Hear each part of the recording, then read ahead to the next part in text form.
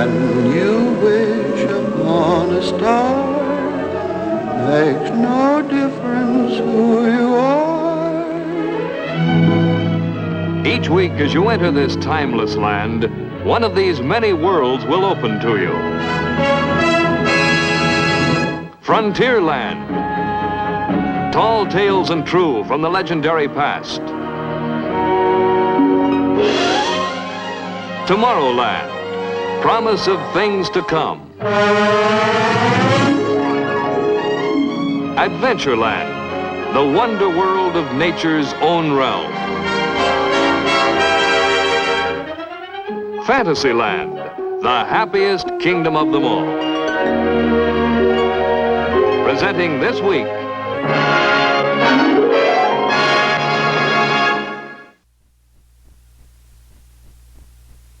At Disneyland Park, the realm devoted to things of the future is called Tomorrowland. One of the popular attractions here is our simulated rocket trip around the moon.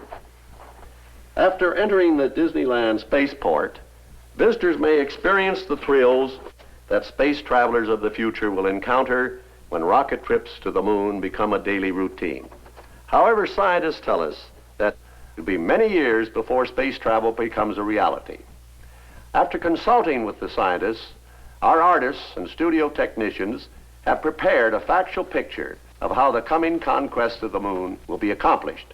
Here to tell you about it is Director Ward Kimball. When we hear the exciting news of how the rocket scientists of today are preparing for tomorrow's trip to the moon, we must remember that such a trip has long been the dream of many men since history began. But before we consider the scientific plans for a trip to the moon, let us first show you, as sort of a prologue, the results of our research into the legends and facts and foibles, superstitions of man and the moon. Roll the moon sequence, please. This is the moon. It shines over the great cities. It illuminates the countryside, and its reflection shimmers on lakes and oceans. This is the moon that saw life begin on Earth millions of years ago.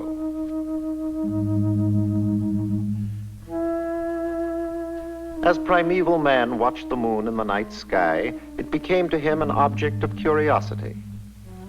In legend, he tells the story of an old man who, while digging, discovered a small, shiny object. As he held it in his hands, it grew and grew, and finally escaped into the sky to become the moon. To primitive man, the moon was somewhat of a personality. Sometimes he saw in it the face of another man, or a woman. Some ancient aborigines thought they saw a four-eyed leopard.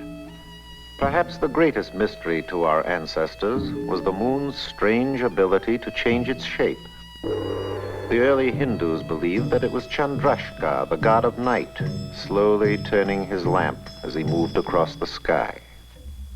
The Aegeans, on the other hand, thought the moon was a silver shield, reflecting the seas and mountains of the earth. Moon worship was an important part of many ancient religions. The Sumerians called the moon Nana, and the golden calf with crescent horns was a symbol of reverence. Here stands the Egyptian moon god Thoth, the reckoner of time. 12 times between the annual rise of the Nile, the moon grew to fullness. This gave Egypt one of the first lunar year calendars. And here is Diana, the Grecian moon goddess, whose beauty inspired the Romans to build a silver temple in her honor. To some primitive races, an eclipse was a mysterious and terrible thing to behold. They believed a giant serpent was devouring the sun's light, so they danced and made great noises to frighten the moon beast away. And he would go away. The first book devoted completely to the moon was a parchment by Plutarch. He said the moon was simply a smaller Earth, but unlike the Earth, its inhabitants were demons. These words of Plutarch inspired one Lucian of Samosata to record what was perhaps the first science fiction story. He tells of a very strange journey to the moon in 160 A.D. A ship went sailing on western seas through the pillars of Hercules. She sailed through a realm as dark as night, pursuing her course of lunar flight. The Moon King held his hand aloft and cried to far and near, "Begone, ye earthling creatures bold, there are no women here." There followed upon the face of the earth a period called the Dark Ages. For centuries, the light of knowledge was extinguished, and only a fleeting mention of the moon was made. Moon. Then there was the great event of 1609. Galileo Galilei built a telescope and made the first close-up observations of the moon. He excitedly announced that he had observed the moon as another world, complete with mountains and seas.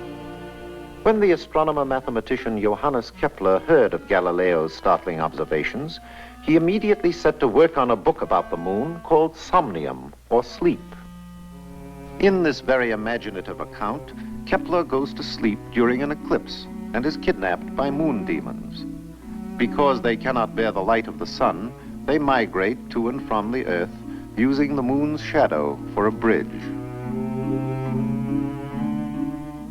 Here on the moon, Kepler wakes to see a fur-covered moon creature emerging during the cool of the evening.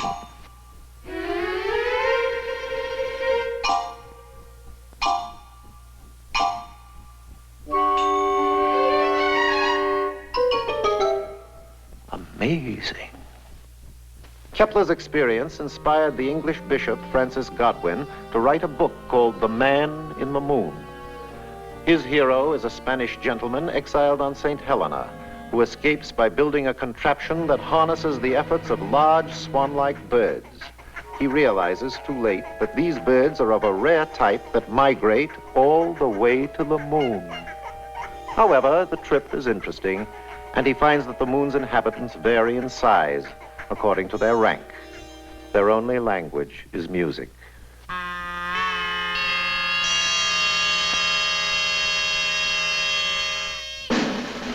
A few years later, the flamboyant Cyrano de Bergerac makes comments on the possibility of traveling to the moon. His close friends scoff at the idea. This drives Cyrano to prove his point by writing a unique science fiction moon trip. His own personal device for getting to the moon is a string of bottles containing dew. Anyone knows that as the sun rises, so does the morning dew, and so does Cyrano. His scheme works so well that he has to discard some of the dew bottles for fear of overshooting his mark.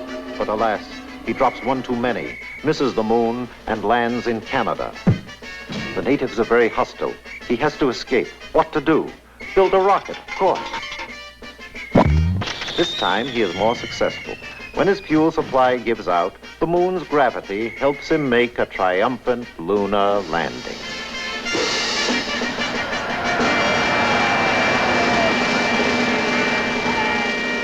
In 1835, a sensational news report appeared in the New York Sun. Sir John Herschel, noted astronomer, had discovered life on the moon. The account stated that Sir John, aided by a powerful new telescope, was able to study the moon from a distance of 50 feet. He observed fantastic rock formations, strange plants, and hairy man-like creatures with bat wings who walked about in a dignified manner. There were animals, too, grazing bison and one-horned unigoats who were very playful. However, this whole story was the imaginative product of an overzealous reporter. It was a complete hoax, a moon hoax. Here we see the leading characters in Jules Verne's Victorian trip around the moon. 3 adventurers are given a fraternal send-off by the brothers of the Baltimore Gun Club.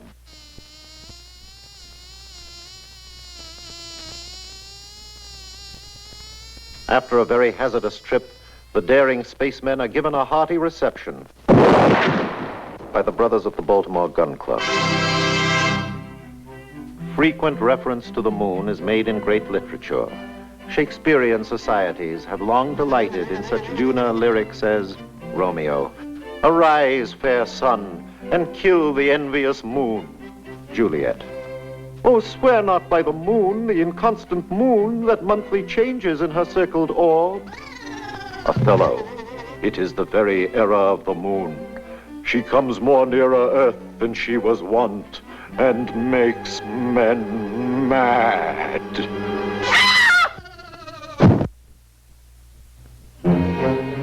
The moon is the source of many odd beliefs and superstitions. One of the oldest sayings is that the moon is made of green cheese, or that it is the resting place for all articles lost on Earth. It is said, if a man sees a new moon through a window, misfortune will befall him. Or if he cuts his hair under a new moon, it will grow back too fast.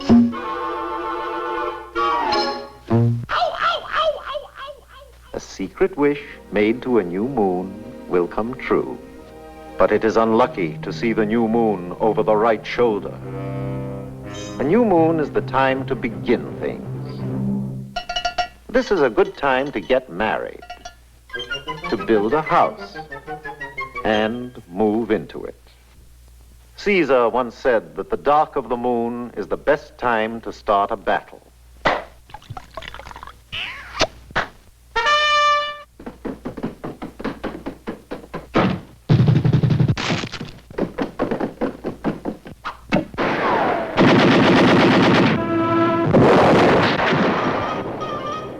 When the moon is on the wane, stuff your feather bed. Wash your linen, mow your grass, cut your timber. Some farmers believe that the moon governs the planting of crops. They say that root-type crops should be planted during the dark of the moon, while the light of the full moon is the best time to plant the crops that grow above the ground. Also, medicines and tonics are said to be more efficient if taken during the full moon. In autumn, the full moon is the harvest moon. If the moon is a silver shield, be not afraid to reap your field. But if she rises haloed round, soon we'll tread on deluged ground. Pale moon doth rain, red moon doth blow, white moon doth neither rain nor snow.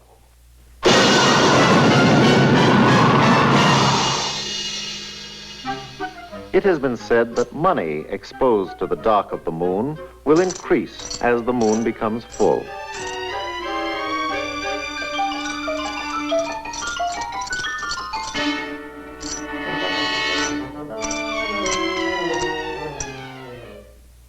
Some even believe that the left hind foot of a rabbit procured in a graveyard during the dark of the moon will bring good luck. We are warned that sleeping in the lunar light will produce lunacy. From this supposition evolved such expressions as loony, lunatic, moonsick, moon mad, and moonstruck.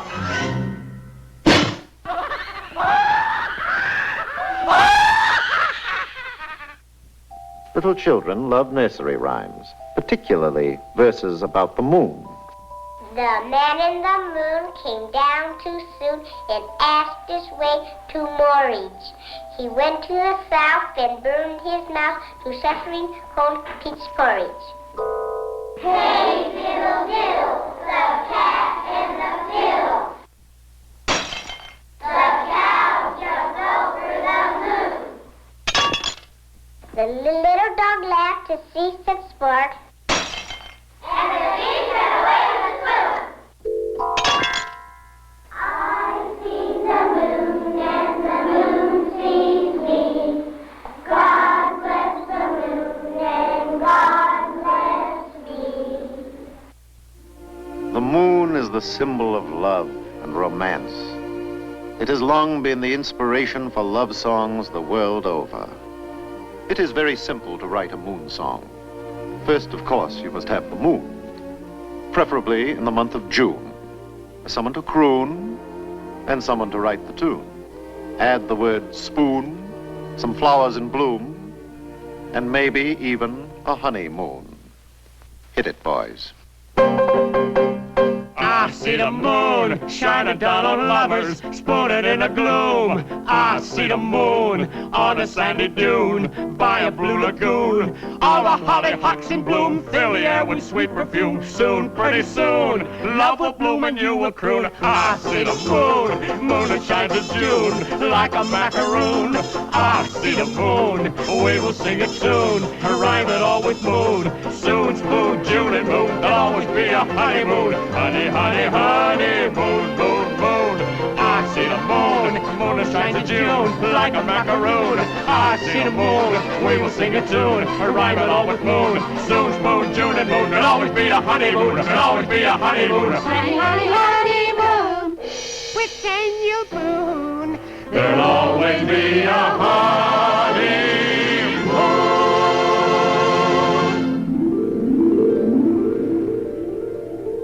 This, then, is the moon. Like a flower in heaven's high bower, with silent delight, sits and smiles on the night.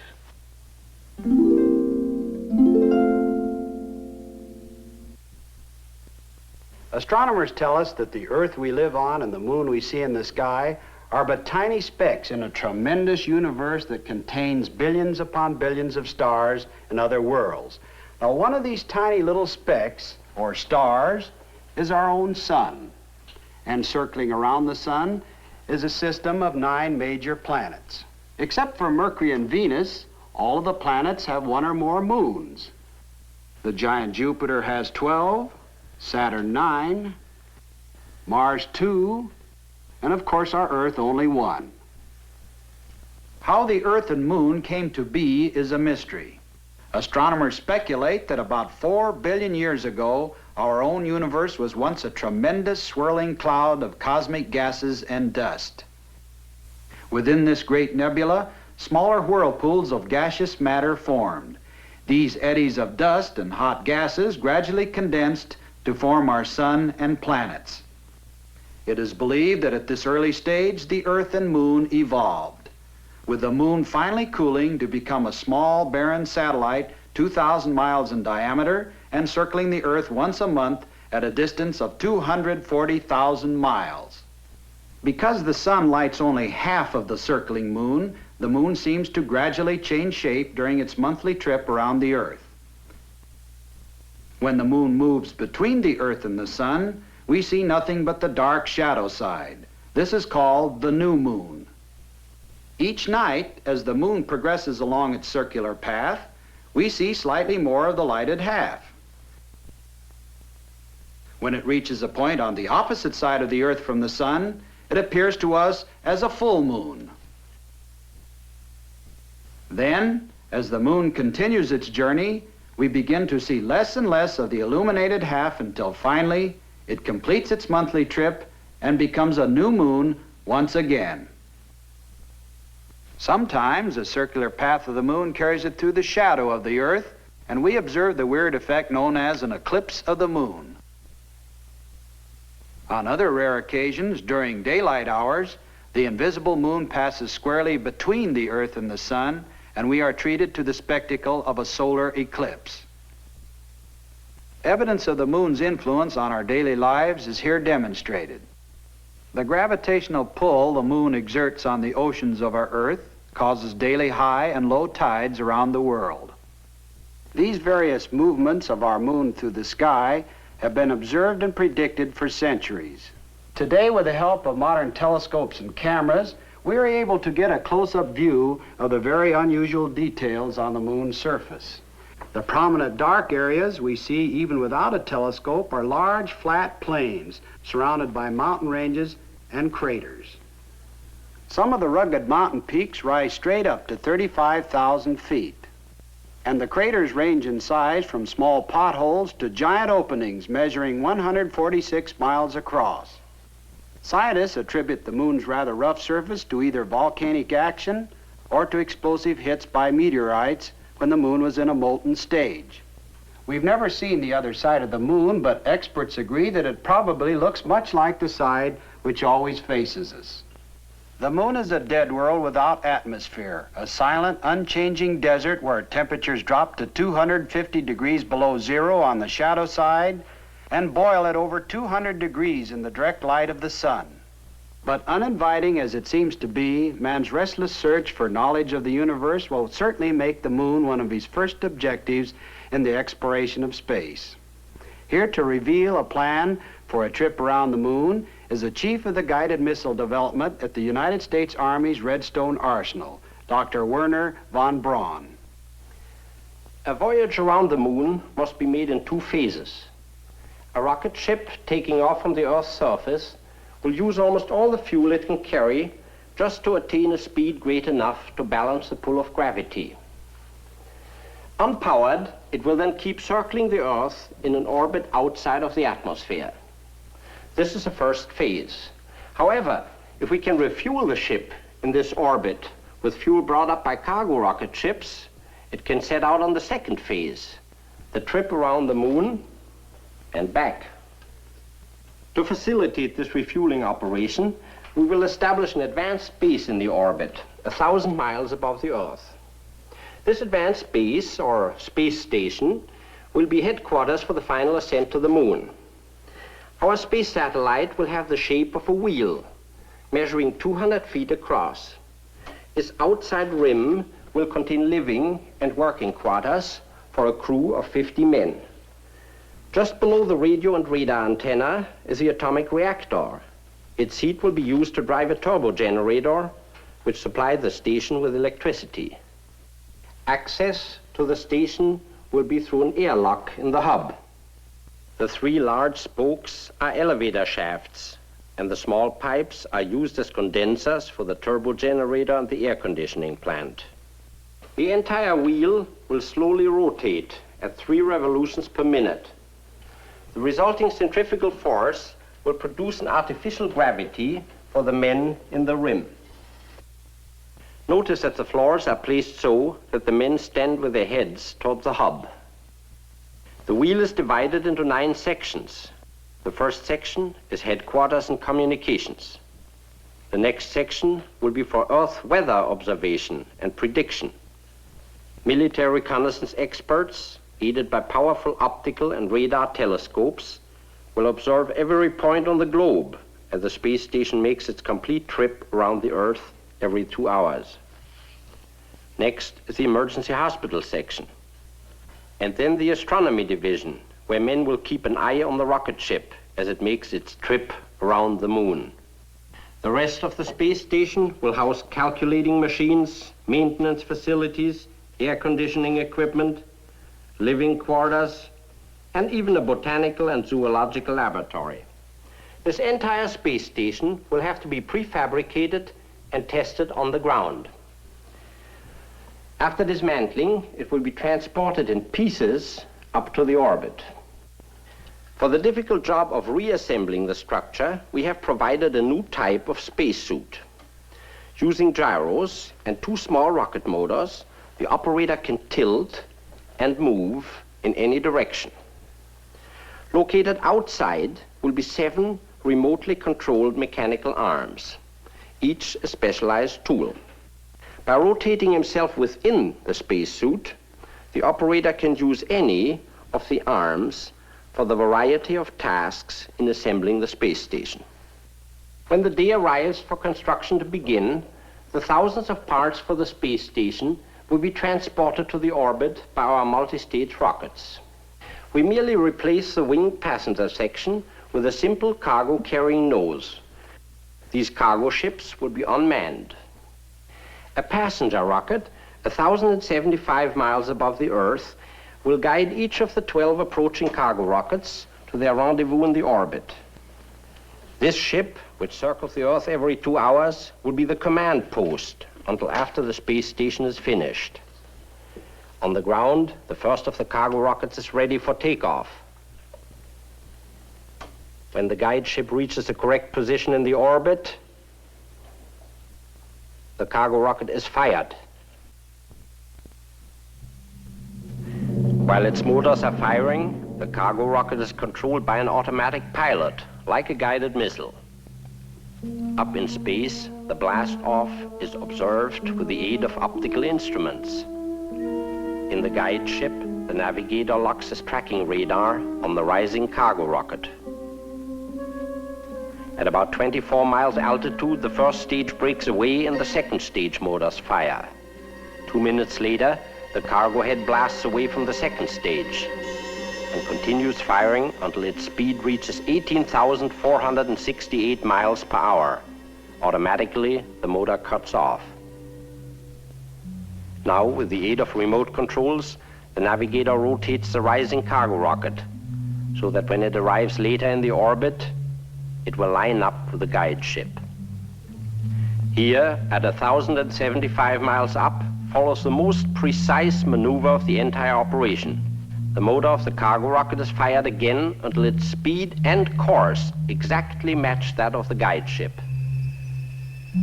Radar remote control will enable this maneuver to be performed with a high degree of accuracy.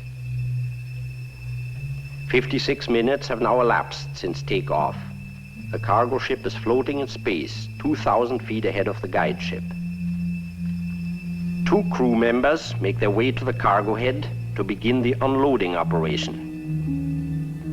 First, the motor and tanks are detached. Then 2 bottle-type construction suits are removed from the hull. When fitted in the airlock, each of these construction suits will receive an operator.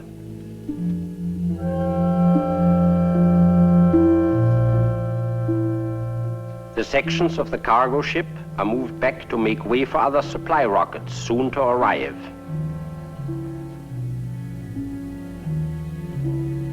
Construction of the space wheel now begins.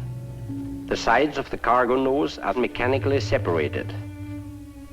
Built-in tanks of compressed air inflate this large plastic inner section of the hub. Thin metal plates are immediately clamped on the outside to protect it from meteors. The first workday in space draws to a close. Every 24 hours, another cargo rocket will arrive in the orbit. When the airlock is attached, the pressurized hub section can be used as temporary quarters for eating and sleeping. Each succeeding load is carefully scheduled so that the parts of the station can be assembled in correct order. Nylon ropes prevent the parts from slowly drifting away.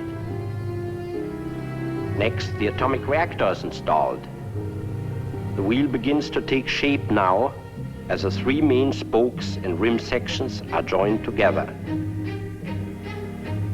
Condenser pipes are fitted next, so that the atomic reactor may be put in operation. Even though there's no apparent motion, everything in the orbit is hurtling around the Earth at 16,000 miles per hour.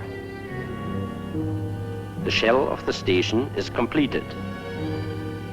Now comes the delicate task of installing instruments and the multitude of equipment inside. Finally, 2 small rocket motors on the rim, blasting for a few seconds, will set the wheel in permanent motion to revolve 3 times a minute. As life on the station settles down to routine, the large reflecting telescopes will begin their work. These giant eyes relay pictures to television screens inside the station. One telescope photographs the surface of the Earth. Another keeps a constant watch on the Earth's weather, while the third is trained on our next objective, the moon.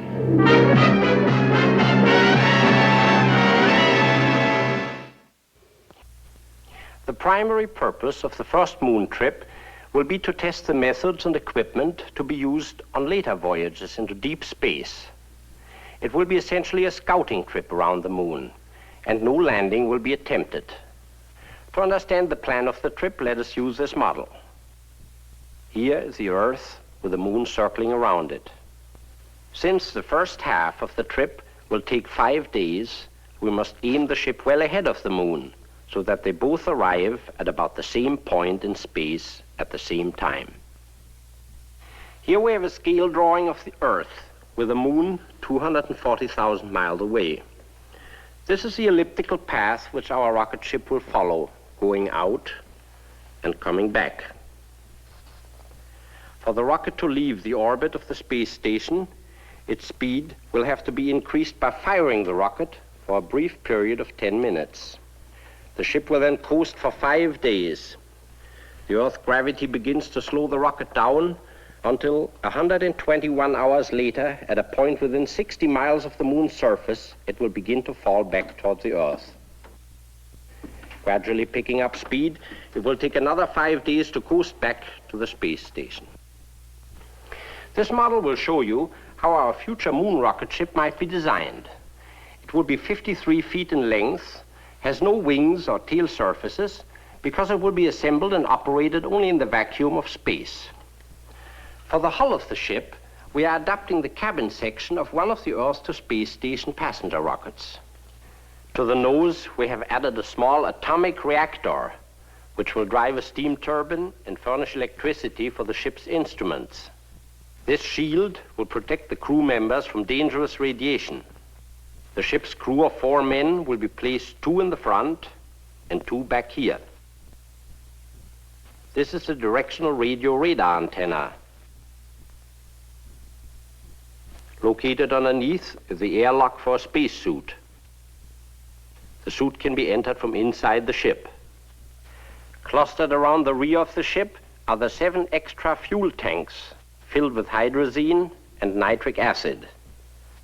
All but the centrally located tank will be released when empty near the end of the return trip to cut down on dead weight.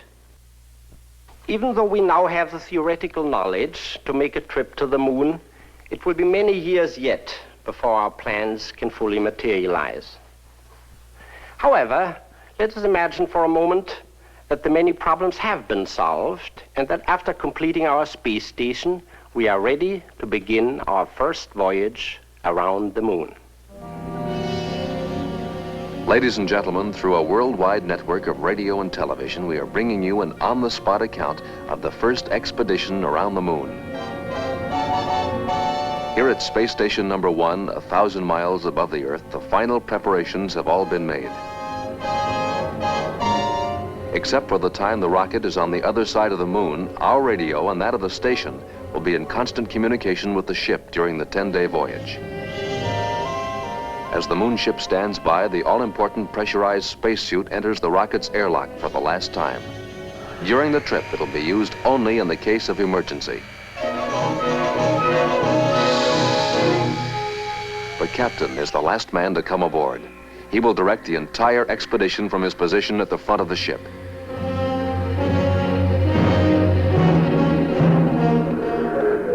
The navigator, with his specialized instruments, is responsible for plotting the unmarked path through space. The radio operator must maintain constant communication with the Earth on the space station. Finally, the rocket ship's motor and other mechanical functions will be the responsibility of the engineer. After final instrument check, the ship's crew lock themselves in position for the blast-off. Now, only minutes remain until firing time.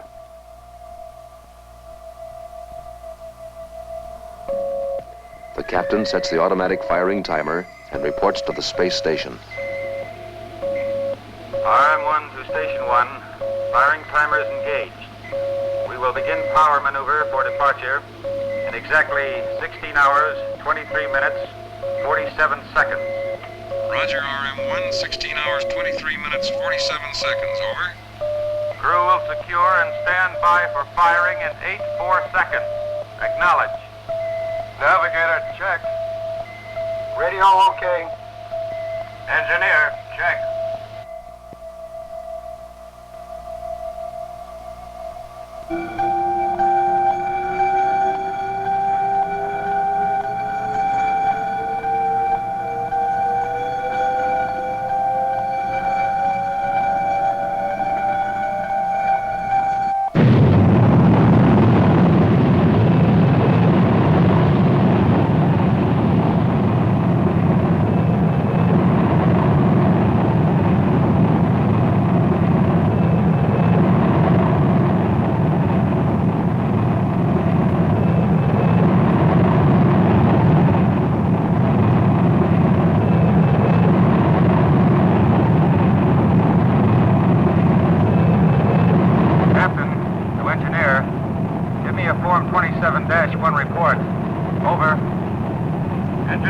engine. Motor pressure 447 psi, 3 low. Turbo pump 11,000 RPM, right on the button. Actuators steady. Guidance readings okay. Cabin pressure 0.3 psi low. Cabin temperature 72 degrees. Over.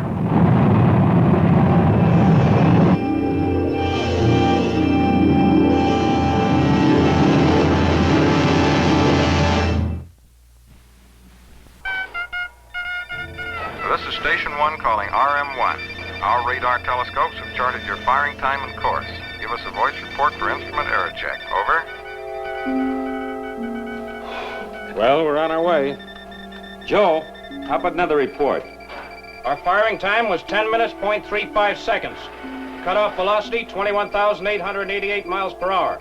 Cutoff altitude, 1,765.2 miles. 1.6 low. Okay. Now let's double check that star tracker with an optical and radar fix. Right.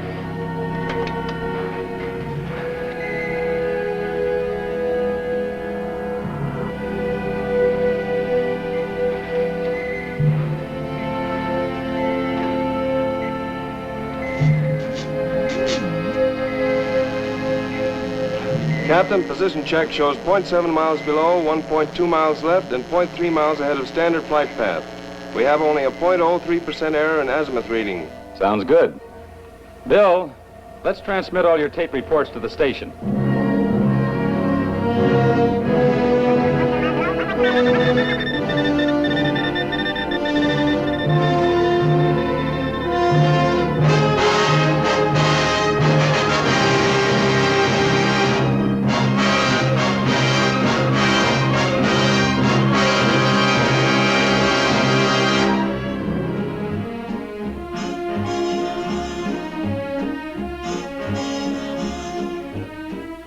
Gentlemen, we are interrupting our program to give you the following message. Moonship RM1, which left the space station a little over 51 hours ago, reports a distance of 169,000 miles from the Earth. The ship is traveling at 9,400 miles per hour, and deviations from the intended flight path have been so small that the captain reports no corrective power maneuver has been necessary as yet. We are happy to report all the crew are in good condition.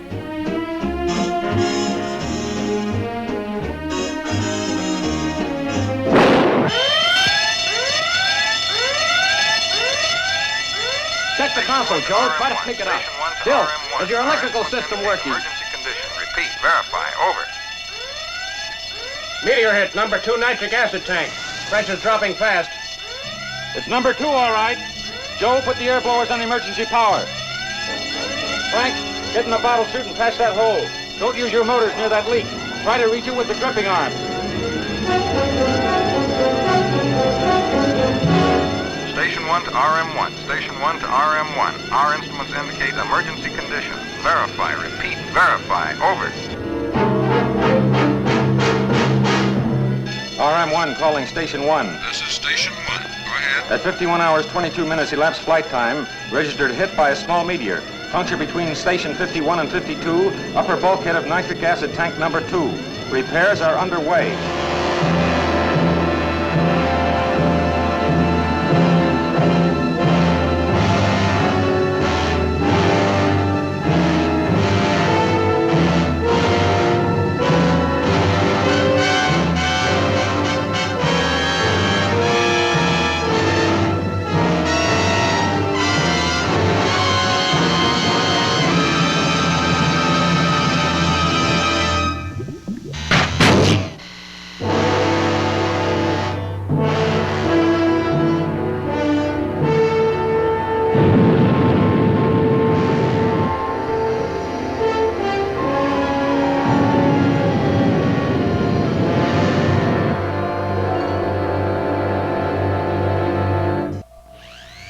RM1 to Station 1. This is Station 1. Go ahead. Meteor puncture sealed.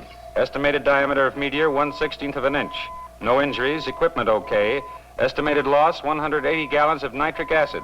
Proceeding on flight plan. Over and out.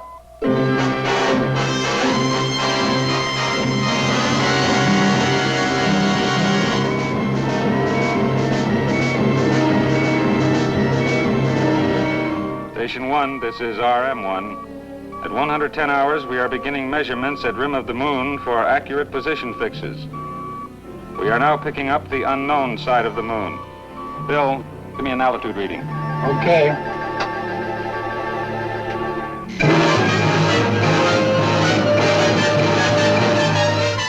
Radio altimeter reads 22,886 miles from the moon's surface. Oh, we're moving in fast. Frank, have you got anything in that star occultation reading yet? Just a moment, I'll run it through the computer.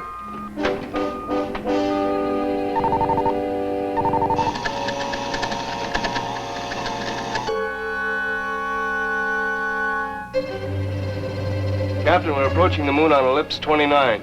Course indicates collision with moon at 1:20 hours 56 minutes. Correction tape 340 must be used at 1:16 hours.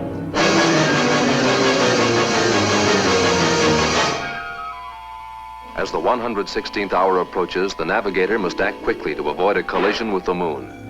He starts the tape selector, which will automatically correct the rocket's course by firing the motors for a precise number of seconds.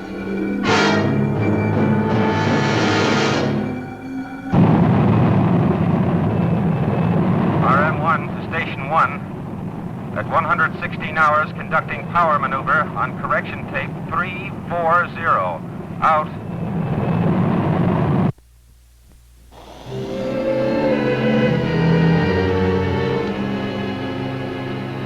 Captain, we're almost on the button. We'll pass the moon surface at 63 miles instead of 60. Close enough.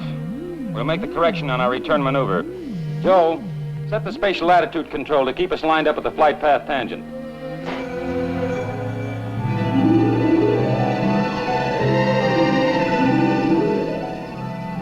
Stand by for observation schedule 17.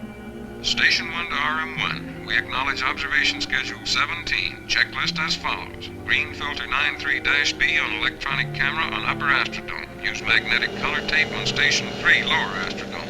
Run 180-degree graph through contour mapper, over. The next few hours will constitute the most important phase of the trip. The moon is sweeping past the ship at great speed, and in the brief span of about 3 hours, all close-up observations of its unknown surface must be completed.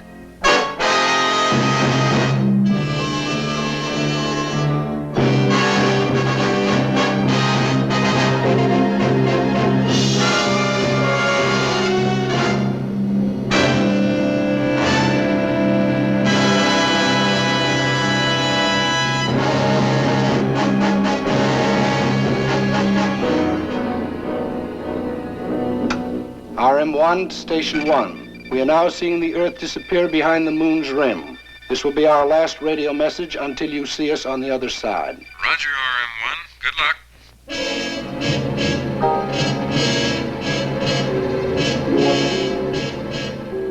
I see what looks like a tremendous crater ahead. Bill, what does the contour mapper indicate? Depth of crater is beyond range of contour mapper.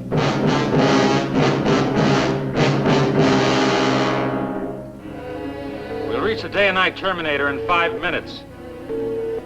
Frank, arm your flares and stand by to fire when I give the signal.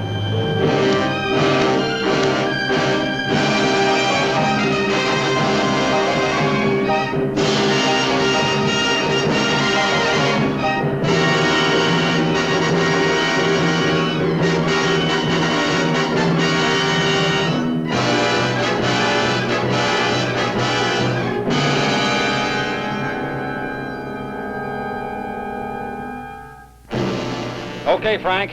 Fire your flares at 3-minute intervals.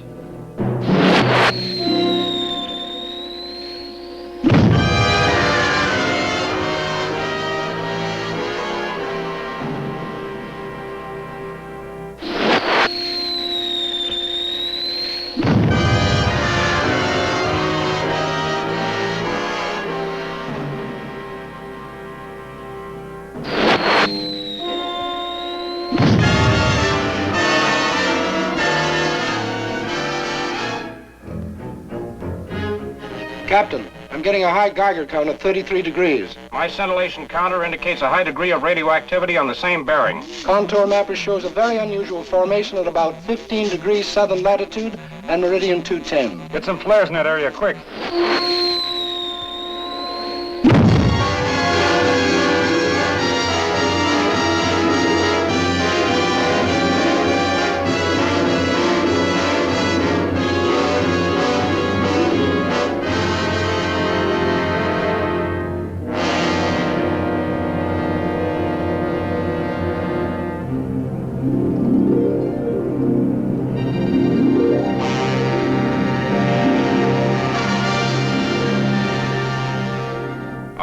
to Station 1. Do you read us? Over. Roger, RM1, we read you weak but clear. Over. At 123 hours, we are observing the Earth emerging from behind the moon. We will leave moon shadow at 124 hours, 14 minutes. Our ETA in orbit is 241 hours, 27 minutes. After 3 hours of total darkness, the ship breaks from the moon shadow into the glaring sunlight to continue on its 5-day return trip. The irresistible power of the Earth's gravity has now changed the rocket's direction and is pulling it with ever-increasing speed back to the space station.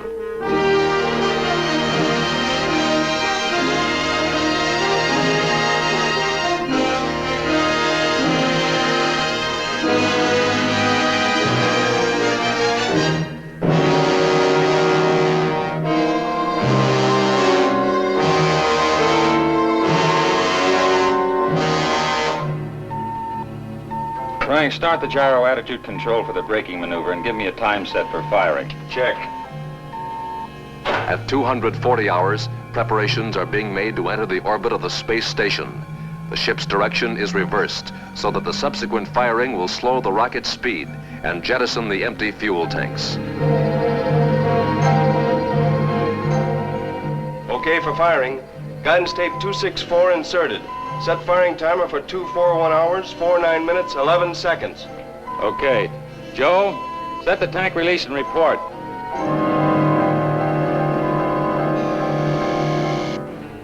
Fuel tank set for release. Firing timer set. Stand by for power maneuver in 3-5 seconds.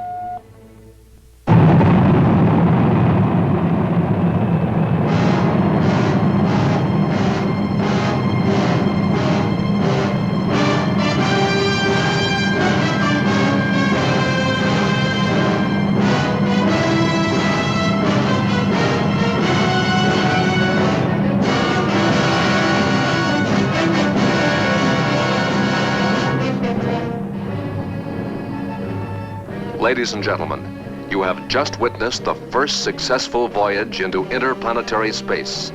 This pioneer trip around the moon will soon be followed by an expedition which will actually land on the moon's surface. Even now, construction is going forward on the atomic-powered rocket ship that will challenge the limitless depths of space and solve the mystery of the red planet Mars.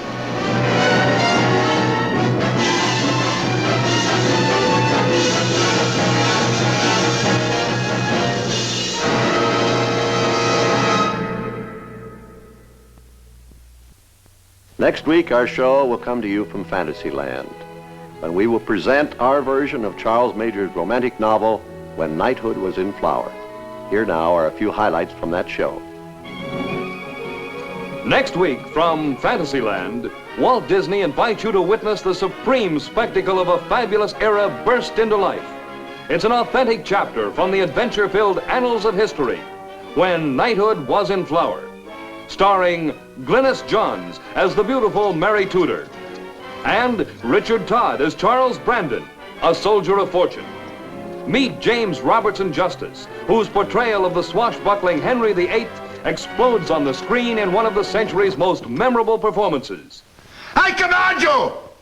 You hear? Yes, brother dear. Are you coming? No, brother dear.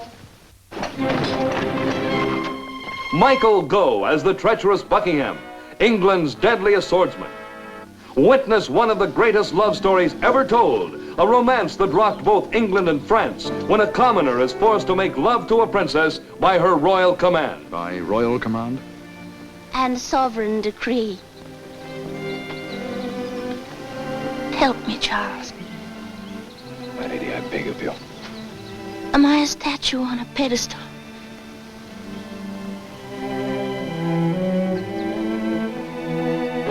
Zoom back through centuries of time to see a rough and ready wrestling match between Charles Brandon and the Duke of Buckingham.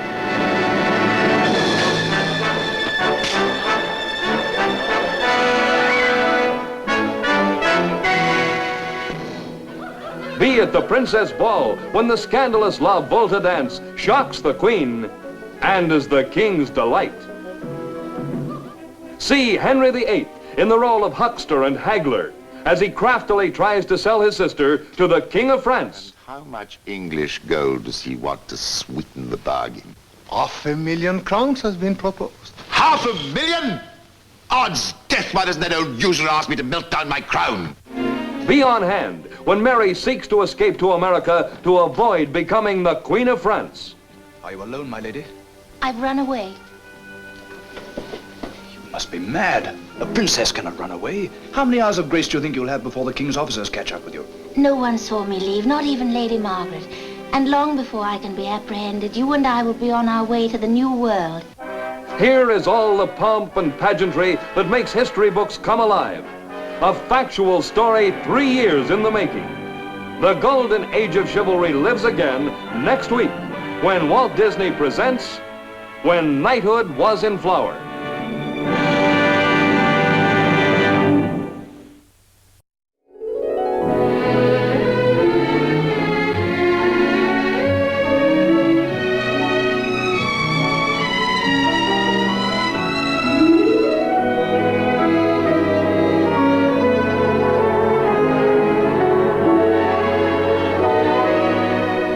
A new motion picture of rare enchantment will soon be showing in your favorite theater.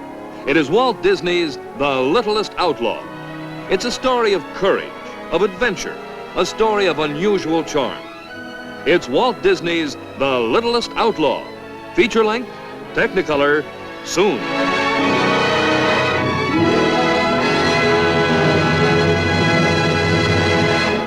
This has been an ABC Television Network film presentation.